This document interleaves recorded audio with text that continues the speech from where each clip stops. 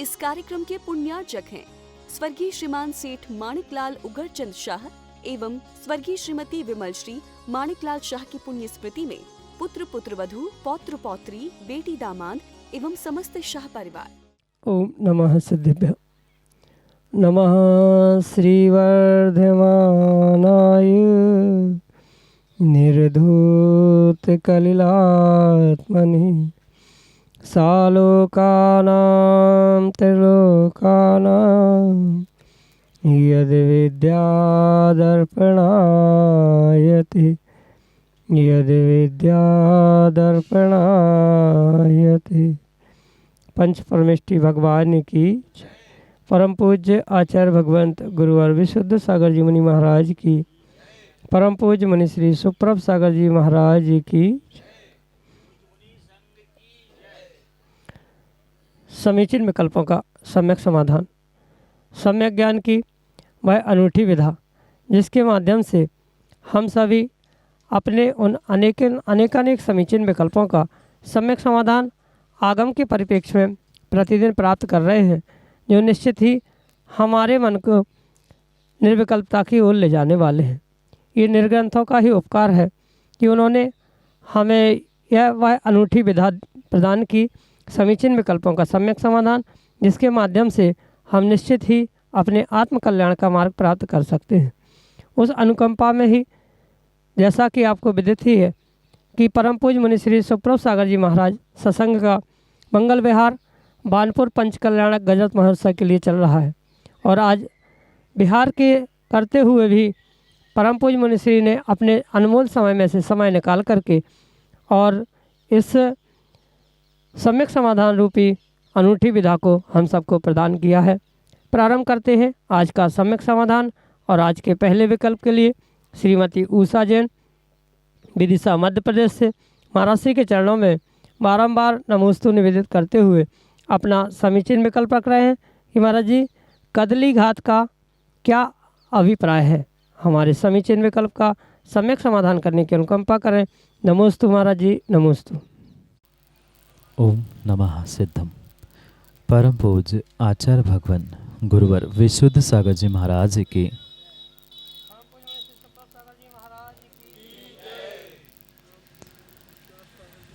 जो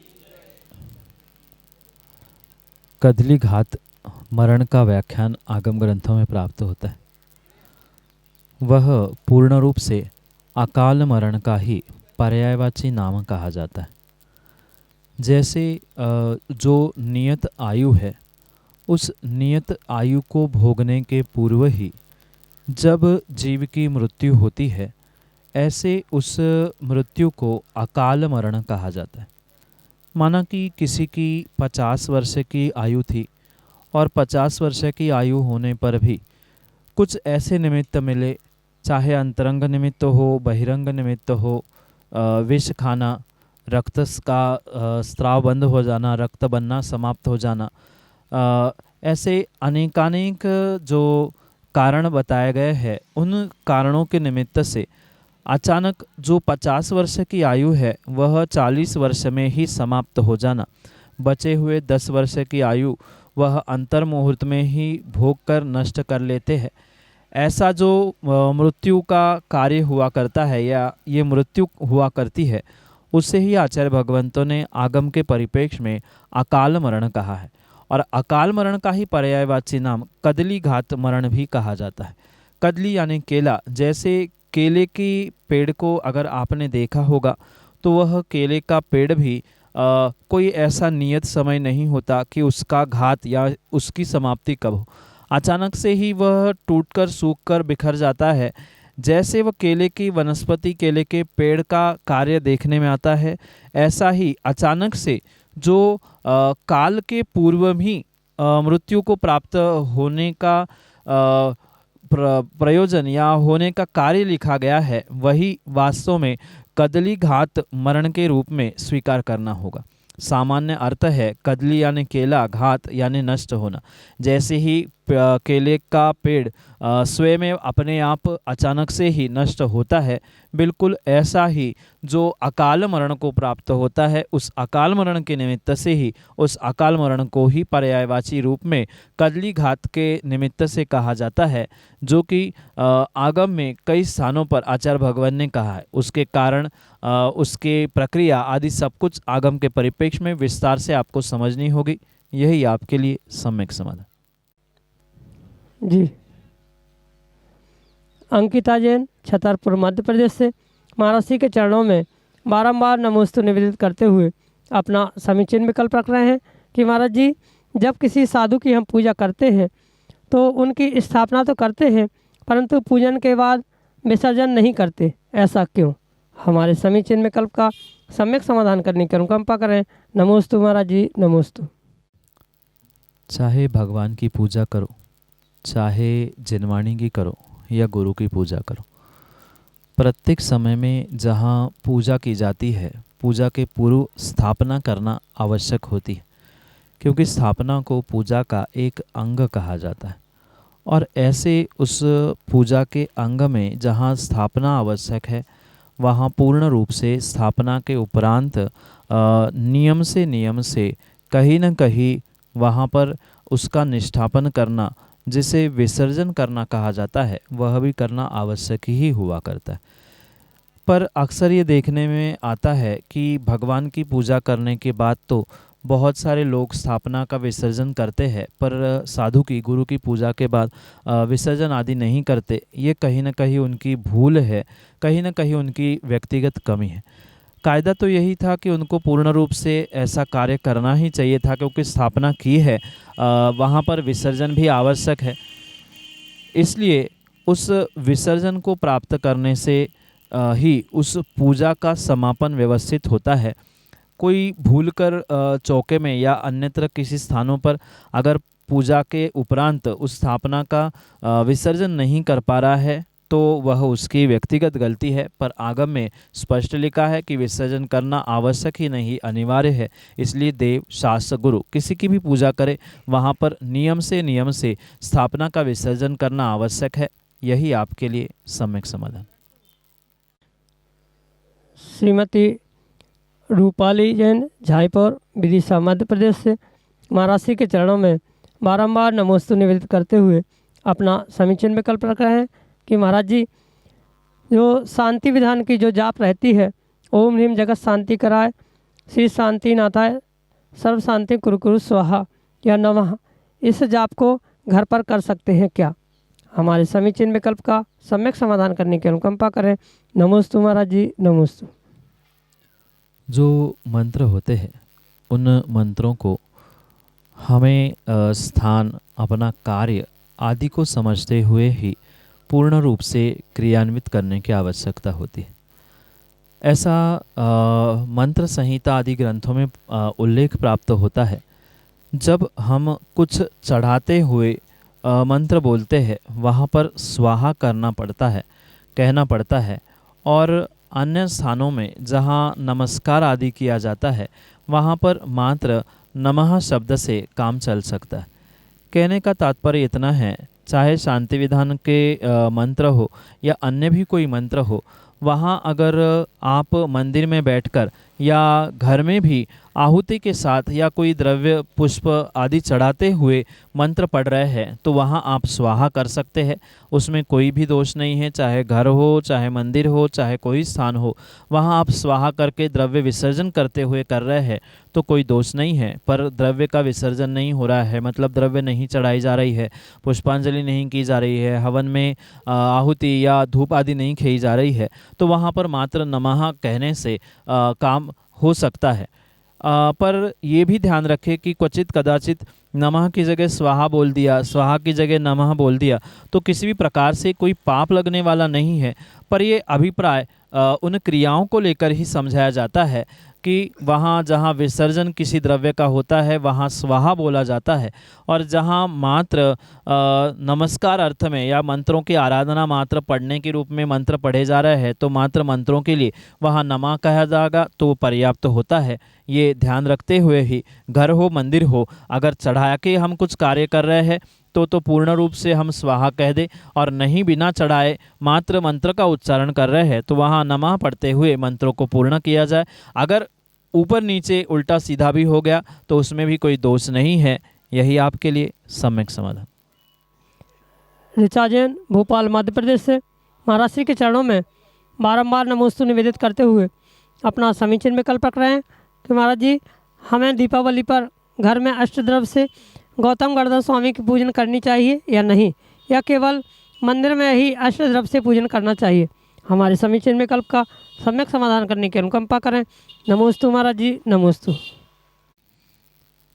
सच्चे देवशास्त्र गुरु की पूजा श्रावक कहीं भी कर सकता है। ज़रूरी नहीं है कि मंदिर में ही पहुंचकर गुरु के सामने ही पहुंचकर पूजा की जाए। अगर सर्वथा ऐसा है तो फिर सिद्धों की आराधना श्रावक कभी कर ही नहीं सकता, क्योंकि सिद्धों की पूजा करने के लिए उन्हें सिद्धालय में साक्षात पहुंचना होगा, और सिद्धालय जब पहुंच ही जाएगा तो पूजा करने का कोई औचित्य ही नहीं बचता है। इसलिए ध्यान रखें कि चाहे भगवान की पूजा हो, गुरु की पूजा हो, जिनवाणी की पूजा हो, गणधर भगवान, आचार्य परमेश जी आदि किसी की भी पूजा क्यों ना हो, पर ये अवश्य ध्यान रखें कि भगवान की पूजा करते समय या गणधर भगवान की हो चाहे महावीर भगवान की पूजा करते समय ये विकल्प करने की आवश्यकता नहीं है कि हमें मंदिर में ही जाकर अष्टद्रव्य से पूजा करनी चाहिए। ये अवश्य ध्यान रखें कि जैसी परंपरा चलती आ रही है कि जो शाम के समय में पूजा दीपावली के दिन में की जाती है गौतम गणधर भगवान की, उन गौतम गणधर भगवान की पूजन करते समय कहीं ना कहीं ये विशेष ध्यान रखें कि वहाँ जो पूजन की जा रही है वहाँ आप शुद्ध द्रव्य का, शुद्ध स्थान का चयन करते हुए उस अष्टद्रव्य का विसर्जन करते हुए, यानी अष्टद्रव्य को चढ़ाते हुए भगवान महावीर स्वामी, गौतम गणधर, आचार्य परमेष्ठी, साधु, सिद्ध आदि किसी पंच परमेष्ठी की पूजा आप कहीं भी बैठ के कर सकते हो, उसमें कोई भी दोष नहीं। क्योंकि आगम में स्पष्ट लिखा है कि प्रत्यक्ष ही पूजा करना आवश्यक नहीं है, परोक्ष पूजा भी की जा सकती है। और परोक्ष रूप से पूजा करने के लिए हम ये ना सोचे कि मंदिर में ही करनी चाहिए कि कहीं विशेष स्थान पर ही करनी चाहिए। आप कहीं भी उस पूजा को प्राप्त कर सकते हो। कहने का तात्पर्य यही है कि दीपावली आदि के दिनों में जो पूजा की जाती है वह पूर्ण रूप से केवल ज्ञान की प्राप्ति के लिए शाम को वह पूजा की जाती है, तो शाम को आप कहाँ मंदिर जाएंगे। इसलिए ये ध्यान रखें कि पूजा करते समय आप घर में व्यवस्थित ऐसे शुद्धि के साथ कार्य करें कि जहाँ कुछ अशुद्धि नहीं है, ऐसे शुद्ध स्थानों पर घर में भी परोक्ष रूप से गणधर भगवान की अष्टद्रव्य से पूजा कर ले तो उसमें आगम के परिप्रेक्ष्य में कोई दोष नहीं है। भले ही वर्तमान में बहुत सारा इस विषय को लेकर ओहापोह है कि ऐसा करना चाहिए नहीं करना चाहिए, पर आगम के परिप्रेक्ष्य में घर में अगर शुद्ध द्रव्य और शुद्ध स्थान है तो वहाँ अष्टद्रव्यों से पूजा करने में कोई भी दोष नहीं है। यही आपके लिए सम्यक समाधान। श्रीमती अंगूरी जैन मुखर्जी नगर विदिशा मध्य प्रदेश से महाराज श्री के चरणों में बारंबार नमोस्तु निवेदित करते हुए अपना समीचीन विकल्प रख रहे हैं कि महाराज जी, जब हमारा व्रत होता है तो हमें रात्रि में भोजन बनाना पड़ता है और परोसना पड़ता है, तो उसमें हमें क्या दोष लगता है। हमारे समीचीन विकल्प का सम्यक समाधान करने की अनुकंपा करें। नमोस्तु महाराज जी, नमोस्तु। श्रावकों को किसी भी प्रकार से रात्रि भोजन करना ही नहीं चाहिए, और माना कि स्वयं का रात्रि भोजन का त्याग है, पर कहीं न कहीं कृतकारित अनुमोदना उस रात्रि भोजन की जा रही है, जैसे बनाना, परोसना आदि कार्य किया जा रहा है, तो नियम से आपके उन व्रतों में दोष अवश्य ही लगता है। माना कि अन्य दिनों में आप ये कार्य करते हैं और आपका एकासन है और पूर्ण रूप से आपने उसका त्याग रात्रि भोजन का कर ही लिया है, अन्य भी कोई उपवास आदि का व्रत आपने किया है, तो वहाँ ये अवश्य ध्यान रखें कि ऐसे दिनों में कम से कम आप रात्रि भोजन बनाना, रात्रि भोजन परोसना आदि कार्य ना करें। स्पष्ट रूप से ये कह दिया जाए कि भाई आज हमारा व्रत है, हम नहीं बना सकते, आज हम नहीं परोस सकते। इतना विवेक तो श्रावक को रखना ही चाहिए। कायदा तो यही था कि कभी भी ये कार्य नहीं करना चाहिए था, पर फिर भी माना कि अगर वह नहीं ऐसा नहीं बन पा रहा है तो ये अवश्य ध्यान रखे कि जो रात्रि भोजन बनाने का और परोसने का कार्य आप कर रहे हैं उससे निमित्त से आपको कारित और अनुमोदना ये दोनों भी दोष रात्रि भोजन के लग सकते। माना कि स्वयं तो आप कर नहीं रहे हैं पर बनवा कर दूसरों को दे रहे हैं, ये कारित और अनुमोदना रूप फल पाप आपको अवश्य ही लगेगा। इसका ध्यान रखते हुए ही आप कार्य करें, अन्यथा आपका व्रत जो आपने बहुत अच्छे भावों से प्रारंभ किया था उसमें अतिचार अनाचार लगते लगते वह कभी दोष लगते हुए छूटने की भी संभावना हो सकती है। इसलिए उन व्रतों को ना टूटने दे, इस प्रकार से ही पुरुषार्थ करने की आवश्यकता है। इसलिए कम से कम व्रतों के दिनों में या ऐसे दिनों में ही कम से कम आप ये ध्यान रखें कि रात्रि भोजन बनाना और परोसना बंद कर दे, क्योंकि आपको अपने व्रतों का निरतिचार पालन करना है, जिससे कि आपको विशेष पुण्य की प्राप्ति होगी। यही आपके लिए सम्यक समाधान। ऋषभ जैन, बानपुर, उत्तर प्रदेश से अगले समीचन विकल्प के लिए हमारे सामने। द्वय मुनिराज के चरणों में बारंबार नमोस्तु। महर्षि, मेरा प्रश्न यह है कि अभिषेक शांति धारा के बाद भक्तांबर के श्लोक पढ़कर जो छत्र चमर चढ़ाते हैं वह सही है क्या? और कुछ लोग उसका विरोध करते हैं तो उन्हें क्या दोष लगता है? महाराज जी, मेरे समीचीन विकल्प का सम्यक समाधान करें। नमोस्तु महाराज जी, नमोस्तु महाराज जी, नमोस्तु महाराज जी। अभिषेक पूजन मात्र और मात्र श्रावक अपने भावों की विशुद्धि के लिए ही करता है, क्रियाओं में उलझने के लिए नहीं। दूसरी बात ये भी समझे कि समय समय पर ये क्रियाएं बदलती है। कुछ वर्ष पहले विनय पाठ पढ़े बिना भी भगवान की पूजा आदि प्रारंभ होती थी, पर अब विनय पाठ के साथ ही भगवान की पूजा प्रारंभ होती है। तो ये समय समय पर बदलने वाले बहुत सारे कार्य है, इसलिए भावों की विशुद्धि के लिए ही इन क्रियाओं को करना है, ना कि भावों की अशुद्धि के लिए करना है। ये विशेष ध्यान रखते हुए ही कार्य करने की आवश्यकता। रही बात छत्र चमर आदि उनको चढ़ाने की, उनके उस भक्तांबर के श्लोक को पढ़ने की, वहाँ ये ध्यान रखें ये वर्तमान की कुछ वर्षों पहले से, कुछ महीने पहले से प्रारंभ हुई परंपरा है। इसका किसी भी प्रकार से आगम में कोई भी प्रमाण प्राप्त नहीं होता। और अगर अष्ट प्रातिहार का अभिषेक के बाद वर्णन अगर मिलता ही है तो फिर 8 प्रातिहार्य क्यों नहीं, 2 ही प्रातिहार्य चढ़ा के 2 ही श्लोक क्यों बोले? जब करना ही है तो पूर्ण ही कार्य करे, 8 श्लोकों को पढ़े, 8 प्रातिहार चढ़ाने के भाव करे। मात्र छत्र और चमर ही बढ़ाने के क्यों पुरुषार्थ किया जाता है? ये ध्यान रखते हुए भी पढ़ना नहीं पढ़ना, ये स्वयं का विवेक आपको संप्राप्त करने की आवश्यकता है। पढ़ रहे हैं तो उसमें कोई पाप भी नहीं है और पढ़ना ही चाहिए, नहीं पढ़ेंगे तो आपको पाप लग रहा है, ऐसा भी बिल्कुल नहीं है। ये समझकर ही आपको अपने विवेक के साथ कार्य करने की आवश्यकता। जहाँ जैसी व्यवस्था, जहाँ जैसी परंपरा बन रही है उसके हिसाब से भी करे तो कुछ में कुछ दोष नहीं है। पर अगर आगम की बात कहे तो आगम में ऐसा कोई भी प्रमाण प्राप्त नहीं होता कि अभिषेक के उपरांत आपको छत्र चमर आदि का हाव भाव बना के हाथों को वैसा कर लेना, छत्र का आकार देना, चमर के आकार दे देना।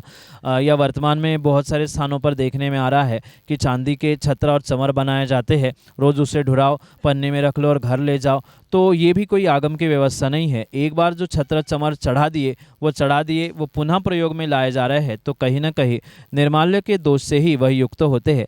इसलिए ऐसा कार्य करना वास्तव में आगम के परिप्रेक्ष्य में उचित नहीं है। इसलिए यह ध्यान रखें कि भावों के साथ चढ़ाना ही है तो 8 प्रातिहार्यों को चढ़ाया जाए, 1-2 चढ़ाने से क्या औचित्य है? और कोई स्थानीय व्यवस्था वहाँ की नहीं बन रही है तो हम वहाँ संक्लेश भाव करते हुए अपने भावों की अशुद्धि करने की जगह कहीं ना कहीं हम भावों की विशुद्धि की ओर बढ़ने का प्रयास करेंगे तो नियम से वह आपकी पूजा पाठ अभिषेक आदि सब कार्य करना फलीभूत हो सकता है, अन्यथा नहीं। इसलिए भावों की विशुद्धि के साथ करते रहे, करे तो दोष नहीं है, नहीं कर रहा है कोई तो भी दोष नहीं है। यही आपके लिए सम्यक समाधान। चिराग जैन, विदिशा, मध्य प्रदेश से अगले समीचीन विकल्प के साथ। नमोस्तु महाराज जी, मेरा प्रश्न यह है कि यदि कोई लड़का अन्य समाज की लड़की से शादी करता है तो वह भगवान का अभिषेक एवं मुनिराजों को आहार दे सकता है क्योंकि यदि कोई नहीं दे सकता है इसमें क्या दोष है? क्योंकि इसमें तो एक अन्य व्यक्ति को जैन बनाया है। कृपया इसका सम्यक समाधान करें। ये बात आगम के परिप्रेक्ष्य में समझने की आवश्यकता है कि मात्र हमारे जैन दर्शन, जैन धर्म में ही नहीं, अपितु अन्य धर्म अन्य दर्शनों में भी स्पष्ट रूप से ये कहा जाता है कि जहाँ ऐसा विजातीय विवाह होता है वहाँ जाति संकर भी माना जाता है। मात्र हमारे ही आगम में नहीं, अगर आप अन्य भी धर्मों के ग्रंथों को पढ़ोगे तो वहाँ भी वह स्पष्ट रूप से निषेध करते हैं कि अपनी जाति, अपना कुल, अपना धर्म, अपनी परंपरा आदि को छोड़कर अन्यत्र विवाह ना करें, क्योंकि ये भारतीय संस्कृति है और भारतीय संस्कृति की ये परंपरा रही है, जो जिस कुल में जन्मा है उस कुल में उस जाति में ही उसको विवाह करना सर्वोत्कृष्ट कहा जाता है। क्योंकि ये जो जाति, कुल, परंपरा या धर्म, संप्रदाय आदि जितनी भी व्यवस्थाएं बनाई हैं, कहीं ना कहीं उसके पीछे वैज्ञानिक कारण भी हमारे वैज्ञानिक आचार्यों ने प्रदान किया है। विशेष बात यहाँ ये समझनी होगी कि जो जिस कुल में या जो जिस स्थान पर जन्म लेता है उसके जन्मजात रक्त से ही या जन्म से ही कुछ ऐसे संस्कार हुआ करते हैं, वह सहजता से नहीं बदलते हैं, जिसका प्रभाव उसके आने वाले कुल में, आने वाली पीढ़ी में अवश्य ही देखने में आता है, क्योंकि वह जाति संकर कहा जाता है। संकर का अर्थ होता है मिला हुआ। जहाँ ऐसा मिलावट का कार्य होता है वहाँ वह आने वाली पीढ़ी पर कहीं ना कहीं उसका अवश्य ही प्रभाव पड़ता है। और आने वाली पीढ़ी पर ही नहीं, वर्तमान में भी जो जीव है उनके भी उस गृहस्थाश्रम में कुछ ना कुछ उनके भावों में, उनकी क्रियाओं में भी बदलाव अवश्य ही देखने में आता है। इसलिए स्पष्ट रूप से हमारे भारतीय संस्कृति में सभी धर्मों में इसका स्पष्ट रूप से निषेध प्राप्त होता है। रही बात यहाँ आहार देने की, अभिषेक पूजा आदि करने की, क्योंकि कुल की शुद्धि ना बचने के कारण से वह मुनिराजों को आहार देना या अभिषेक करना आदि कार्य नहीं करता। पर इस विषय में हमारे आचार्य भगवंत, तीर्थंकर भगवंतों ने बहुत अच्छी व्यवस्था भी बना के रखी है। अगर माना कि कोई जो व्यक्ति अन्य स्थानों में विवाह कर रहा है, वह अगर विवेक पूर्वक कुछ ऐसा पुरुषार्थ आचार्य भगवंतों से मिलके करे, जैसा चक्रवर्ती आदि अन्य म्लेच्छ रानियों से या म्लेच्छ कन्याओं से विवाह करने से पूर्व करता है, ऐसा अगर कार्य करे तो वह दोषपूर्ण नहीं हो सकता। जैसे चक्रवर्ती 6 खंडों को जीतते हुए अनेक म्लेच्छ कन्याओं को भी प्राप्त करता है, वहाँ उनको प्राप्त करने के बाद वह पहले गुरुजनों के माध्यम से और बहुत सारे धार्मिक अनुष्ठानों के माध्यम से पहले उन्हें जैन बनाने का प्रयास करता है और फिर उसके बाद वह विवाह आदि संपन्न कराता है।